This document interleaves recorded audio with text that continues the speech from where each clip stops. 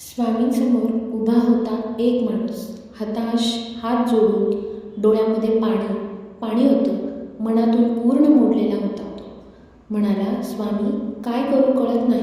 प्रश्नाचं उत्तर मिळत नाही. स्वामी म्हणाले, विश्वास ठेव. माणूस म्हणतो, सगळेच रस्ते बंद आहेत, आशेचे दिवे मंद आहेत. स्वामी म्हणाले, विश्वास ठेव.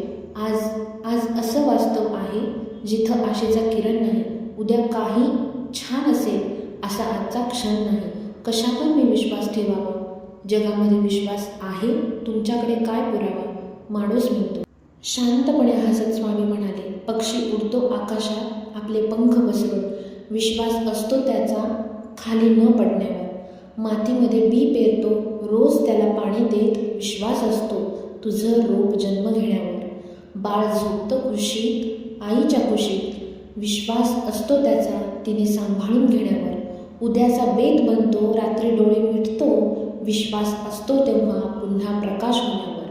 आज माझ्या दारी येऊन आपली सगळी दुःख घेऊन विश्वास आहे तुझा मी हाक ऐकण्यावर.